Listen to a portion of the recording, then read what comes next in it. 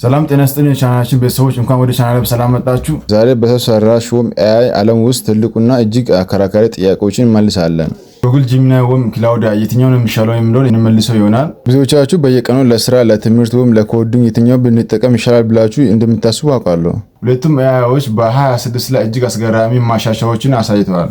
ጂሚናይ በፍጥነቱና በቪዲዮውም በፎቶ መቀነባበሪያ ሲመካ፣ ክላውድ ደግሞ በጥልቅ አስተሳሰብና በጽሁፍ ጥረቱ ይፎክራል። በዚህ ቪዲዮ ሁለቱንም ግዙፍ AIዎችን አነጻጽረን ለእርሶ የሚሻለውን እንመርጣለን። ለቻናሌ አዲስ ከሆናችሁ ላይክና ሰብስክራይብ ማድረግ እንዳትረሱ። ቀጥታ ወደ ዝርዝሩ እንገባለን። በክፍል 1 ላይ የጂሚናይ ስትሮንግ ሳይዶችን እናያለን። የጂሚናይ ስትሮንግ ሳይድ የመጀመሪያው ፍጥነትና ዋጋ። ጂሚናይ እጅግ በጣም ፈጣን ነው። በሰከንድ ባልሞላ ጊዜ ውስጥ ረጅም መልሶችን ያመነጫል። በዛ ላይ ዋጋ በጣም ረካሽ ነው። ሁለተኛ ማልቲ ሞዳል። ይህ ጂሚናይ ትልቁ ማለያ ነው። ጂሚናይ ጽሁፍ ብቻ ሳይሆን ፎቶዎችን፣ አውዲዮዎችንና እስከ ሰዓታት የሚረዝሙ ቪዲዮዎችን በቀጥታ ተረድቶ መተንተን ይችላል። ቪዲዮ ፋይል አስገብታችሁ እዚህ ቦታ ላይ ምን እየተባለ ነው ብትሉ በትክክል ይነግራቸዋል። የጂሚናይ ስትሮንግ ሳይዶች መካከል ሶስተኛው የኢንተርኔት ቀጥታ መረጃ ከጉግል ሰርች ጋር በቀጥታ የተገናኘ ስለሆነ የዛሬ ጠዋት አዳዲስ ዜናዎችን እና የገበያ ሁኔታዎችን በትክክል ያውቃል። አራተኛ ወርክ ስፔስ። እንደ ጂሜል፣ እንደ ጉግል ዶክመንት እና የድራይቭ የሚጠቀሙ ከሆነ ጂሚናይ እነዚህን ስራዎችን ቦታ ላይ በቀላሉ አብራችሁ ይሰራል። አሁን እንዳያነው ከሆነ የጂሚናይ ስትሮንግ ሳይዶችን አይተናል። ቀጥታ ወደ ክላውድ AI የስትሮንግ ሳይዶችን እናያለን። ክላውድ AIዎች የጥንካሬ ጎኖች መካከል አንዱ ትልቅ አስተሳሰብና ምርምር። ክላውድ በጣም ረቂቅና ውስብስብ የሆኑ ጥያቄዎችን የመተንተን ብቃት አለው። ህጋዊ ሰነዶችን፣ የፋይናንስ ሪፖርቶችን እና ረጃጅም መጽሐፍትን ሳያነብ ስህተት የመስራት እድሉ በጣም አነስተኛ ነው። ሁለተኛው የጽሁፍ ጥረት። ጽሁፍ እንጽፍላችሁ ስታዙ እንደ ሮቦት ሳይሆን ልክ እንደ ጎበዝ ሰው አሳማኝ ስሜት ያለው ማራኪ አድርጎ ይጽፋል። ለኢሜል፣ ለድርሰትና ለይዘት ፈጣሪዎች ወይም ለኮንተንት ክሪኤሽን ክላውድ ወደር የለውም። የክላውድ AI የሶስተኛ ስትሮንግ ሳይዱ ኮዲንግ ወይም ኮዲንግ ኤክስፐርት ማለት እንችላለን። ሶፍትዌር ኢንጂነር ወይም ፕሮግራመር ከሆናችሁ ክላውድ ኮድ በትልልቅ ፕሮጀክቶች ላይ ስህተትን በመፈለግና ንጹህ ኮድ በመጻፍ ከጂሚናይ በተሻለ ይመረጣል። ክፍል 3 ላይ ቀጥታ ንጽጽራቸውን የምናየው ይሆናል። እስከ መጨረሻ አብራችሁን ቆዩ።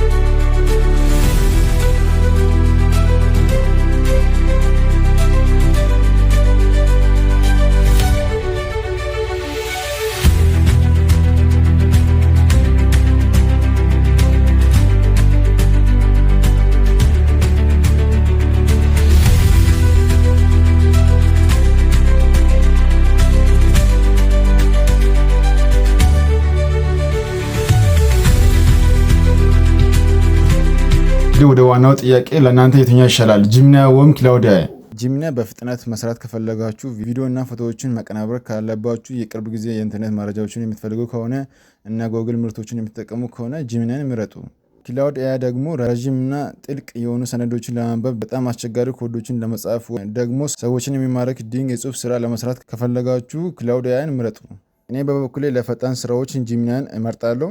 ለከባዱ የጥናትና የጽሁፍ ስራዎችን ደግሞ ክላውድን እጠቀማለሁ። እናንተ የትኛውን መረጣችሁ? ጂሚናይ ወይም ክላውድ ኤአይ? እነዚህን በመጠቀም ጊዜያችንና ህይወታችን መቆጠብ እንችላለን። ቪዲዮ ከተመቻችሁ ላይክ፣ ሼር፣ ሰብስክራይብ ማድረጋችሁ እንዳትረሱ። ሀሳብ ጥያቄ ካላችሁ ኮሜንት ላይ አስቀምጡልኝ። ይመቻችሁ።